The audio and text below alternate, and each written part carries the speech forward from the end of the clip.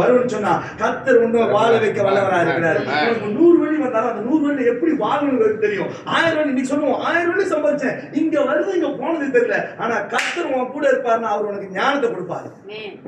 அவர் ஞானத்தை கொடுத்தாருன்னா அந்த ஞானம் உனக்கு அற்புதமா இருக்கும். எப்படிடா சம்டைம் நான் வந்து இன்னைக்கு சர்ச்சில் ஒரு சின்ன அலவன்ஸ் கொடுக்குறாங்க. நான் கொஞ்சம் சின்ன பிசினஸ் செய்யறேன்.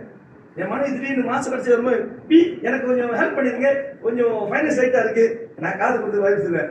எப்படிதான் பார்த்தாலும் நீங்க எவ்வளவு மேனேஜரா இருந்தாலும் நான் இல்லைன்னா ஒண்ணும் இல்லை பாத்துக்க அப்படின்னு பெருசா சொல்லுவேன். ஏன் தெரியுமா?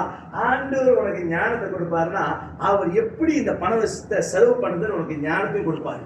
அவரோட ஞானம் நமக்கு கொடுப்பாருங்க. நமக்கு இன்னைக்கு நிறைய நேரத்தில் நம்ம சொல்றோம் எனக்கு எல்லாம் தெரியும். உன் கையில 1000 வழி கொடுத்தா அந்த 1000 வழி எவ்வளவு நான் தாக்குதுன்னு சொல்லு. ஏன் நான் கம்பெனியில போகும்போது எனக்கு 390 வழி பேசி நான் ஈஸ்வர காடி வாங்கினேன். எப்படி வாங்கினேன்? ஆண்டு ஞானத்தை கொடுப்பாரு. ஆண்டு நமக்கு இந்த ஃபைனான்ஸ் ஹேண்டில் பண்ணுறதுக்கு நம்ம ஞானத்தை கொடுக்கணும். நான் இன்னைக்கு நிறைய குடும்பத்தில் இன்னைக்கு இந்த குடும்பத்தில் சொல்றேன், நிறைய குடும்பம் இன்னைக்கு ஃபேல் பண்றதுக்கு காரணம் என்ன தெரியுமா? we don't have wisdom to handle the finance. இன்னைக்கு நம்ம இந்த வீட்டில் வந்திருக்கோம், நம்ம ஜெபிக்க போறோம். ஆண்டு ஞானத்தை கொடுக்கணும். எப்படி நம்ம இந்த ஃபைனான்ஸ் ஹேண்டில் பண்ண போறோம், எப்படி நம்ம ஃபைனான்ஸை இன்க்ரீஸ் பண்ண போறோம். இன்னைக்கு அக்கா இந்த வீட்டில் அக்கா நம்ம ஒரு வார்த்தை அழகான வார்த்தை சொன்னாங்க. பாஸ்டர் அடுத்தது நாங்கள் வீட்டுக்கு போனா சொந்த வீட்டுக்கு தான் போவோம். அக்கா கர்த்தர் ஞானத்தை கொடுப்பாரு. எப்படி நம்ம ஃபைனான்ஸ் ஹேண்டில் பண்ணணும்னு சொல்லி கர்த்தர் ஞானத்தை கொடுப்பார். ஆமென்.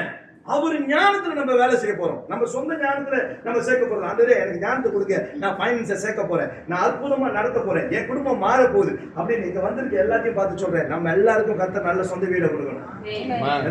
சொல்றீங்க. எங்க அப்பா சொல்லுவாரு எலி வழியா இருந்தாலும் அப்படி இருக்கணும். அந்த எனக்கு ஒரு சின்ன வீடு கொடுத்தாலும் பரவாயில்ல, எலி வலையா இருந்தாலும் தனி வலையா இருக்கும். ஆண்டு நம்ம கேட்போம், ஆண்டு நம்ம காரியங்களை வாய்க்க பண்ணுவார். எப்படி வாய்க்க பண்ணுவாரு எனக்கு தெரியாது, எப்படி செய்ய போறாரு எனக்கு தெரியாது. கர்த்தருடைய ஞானத்தால் நம்ம செய்ய போகிறோம். கர்த்தர் செய்வாருங்க. கர்த்தர் செஞ்சா அது அற்புதமா இருக்கும். ஆமென். சோ முதல்ல நம்ம ஆண்டுடைய ஞானத்தை கொண்டு கர்த்தர் வீட்டை கட்டணும். ரெண்டாவது ஃபர்ஸ்ட் நீங்க பாயிண்ட் ஞாபகம் வச்சுக்கீங்க, இந்த வீட்டுல ஆண்டு முதல் ஞானத்தை கொண்டு கட்டுவார். ரெண்டாவது காட்ஸ் ஃபேவர். எல்லாம் சொல்லுங்க, ஆண்டவருடைய தயவு. சரி, நம்ம எல்லாருக்குமே நமக்கு தயவு தேவை. இந்த வீட்டுல அக்கா எத்தனை பேர் இருக்கீங்க? 5 பேர் அக்கா ஃபேமிலி. இந்த ஃபேமிலியில 5 பேர் இருக்கிறாங்க. நம்ம எல்லாரும் கூடி வந்திருக்கிறோம். நம்ம என்னத்துக்கு ஜெபம் பண்ண போறோம்னா இந்த குடும்பத்துல இருக்க அத்தனை பேருக்கும் தேவ தயவு தேவை.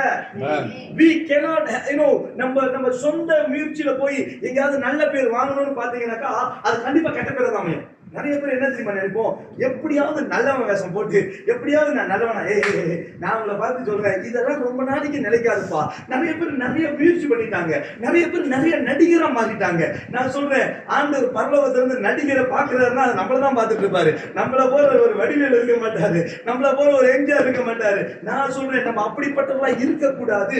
ஆண்டவர் சொல்றாரு, நம்ம லைஃப்ல கர்த்தருடைய கிருபை இருக்குன்னு சொன்னா we no need to go anywhere. எங்கேயும் போய் நான் நடிக்க வேண்டிய தேவையில்லை. நான் போன அந்த இடம் கர்த்தர் எனக்கு கொடுப்பாரு. எத்தனை பேர் ஆமென் சொல்றீங்க? நீங்க இருக்கிற இடத்துல நீங்க தான் முதலாளி. அப்படி கர்த்தர் உங்களை மாத்தணும். நீங்க போகிற இடத்துல, நீங்க போய் நிக்கிற இடத்துல ஆண்டவர் அப்படிப்பட்ட ஒரு ஞானத்தை கொடுப்பாரு. அப்படிப்பட்ட ஒரு ஃபேவர் உங்க மேல வைப்பாரு. நிறைய நேரத்துல நமக்கு அந்த ஃபேவர் இல்லைங்க. நிறைய பேர் நமக்கு இருக்கிறோம், we don't have that favor. நம்ம போகிற இடத்துல எத்தனை வருஷம் வேலை செய்றீங்க? நான் 30 வருஷம் ஒரு இடத்துல வேலை செய்றேன். 30 வருஷமா இப்படிதான் ஓடிக்கிட்டு இருக்கு. நான் சொல்றேன், 30 வருஷம் எப்படி ஓடிச்சு இல்ல, இன்னைக்கு ஆண்டவர் நம்ம தலையெழுத்த மாத்த போறாரு. இன்னைக்கு நான் வந்து ஒரு ஃபேவரோட வாழ போறேன். நான் இருக்கிற இடம், நான் ஒரு டைலாக் வந்து நான் இது எங்க உள்ள டைலாக் தெரியல, பட் எனக்கு மைண்ட்ல சால் வீடா இருந்தாலும் எனக்கு தான் மாலை, பிறந்த நாளா இருந்தாலும் எனக்கு தான் மாலை அப்படின்னு சொல்லி ஒரு டைலாக் சொல்லுவாங்க. எங்க போனாலும் அவரு தான் மாலை. அப்படின்னா wherever he was, he is the king. அப்படிதான் கல்யாணம்னாலும் மாப்பிள்ளை கல்யாணம்னாலும் எனக்கு தான் மாலை, சால் வீடா இருந்தாலும் எனக்கு தான் மாலை. அந்த மாதிரி அப்படின்னா என்னன்னா, எங்க போனாலும் எனக்கு தான் அந்த ஃபேவர். இன்னைக்கு உங்களை பார்த்து சொல்றேன், கர்த்தர் உங்க வாழ்க்கையில இருப்பாரானால், கர்த்தர் இந்த வீட்டை கட்டுவாரானால் அவரு அப்படிப்பட்ட ஃபேவர் நமக்கு தரணும். எத்தனை பேர் ஆமென் சொல்றீங்க? சில பேர்லாம் இருப்பாங்க, சில பேர்லாம் வீட்டுல குடும்பத்துல எல்லாம் இருக்கிறீங்களா, அக்கா நீங்க எல்லாம் இருக்கிறீங்க குடும்பத்துல, நம்ம சமயத்துல நம்மளை வந்து கண்டிக்கவே மாட்டாங்க. சில நேரத்தில் நீங்கள் இன்னைக்கு கிறிஸ்துவ ஏசுன்னு சொல்கிறீங்க, ஞாயிற்றுக்கிழமை வரமாட்டேங்கிறீங்க, ஒரு கல்யாணத்துக்கு கூப்பிட்டு வரமாட்டேறீங்க, நல்லது கட்டுறது ரொம்ப ரொம்பலாம் ஒதுக்கி வச்சுருவாங்க தெரியுங்களா. ஆனால் ஒரு நாள் வருங்க, ஒரு நாள் என்ன நமக்கு எப்படி தெரியுமா வரும், கல்யாணத்துக்கு நீங்கள் வரலன்னா அந்த தாலி கட்ட மாட்டாங்க, வெயிட் பண்ணுவாங்க. நின்று வந்துட்டோம், அவர் வந்ததுக்கு அப்புறம் தான் செய்ய முடியும். இன்னும் அவர் வர்றதுங்களுக்கு எங்கள் அப்பாவும் எங்கள் அம்மாவும் கிறிஸ்துவில் வந்துட்டாங்கன்னு சொல்லி இந்த மூணாம் கட்டையில தெற்கு கண்ணை எங்க அப்பா மேல ஒதுக்கிட்டாங்க. அதனால தான் எங்க அப்பா கேரள விட்டு இங்க வந்தாரு. வந்து எங்க அப்பா நல்லா எக்ஸ்டேபிளிஷ் பண்ணி எங்க அப்பா அந்த காலத்துல நல்லா வந்ததுக்கு அப்புறம் இதெல்லாம் 80களில் சொல்றேன், வீட்டுக்கு தேடி பத்திரிக்கை எடுத்துட்டு வருவாங்க. நீ வரலனாக்கா இல்லை ஒண்ணுமே நடக்காது தெரியுமா, நீ வரலன்னா தெரியுமா அப்படின்னு எங்க அப்பா மிரட்டிட்டு இருப்பாங்க. நீ தான் மண்ணுக்கு நிக்கணும், நீ தான் மண்ணுக்கு நிக்கணும். எங்க அப்பா உயிருள்ள காலம் வரைக்கும் எங்க அப்பாவுடைய அண்ணனா இருந்தாலும் சரி, எங்க அப்பாவோட தம்பியா இருந்தாலும் சரி,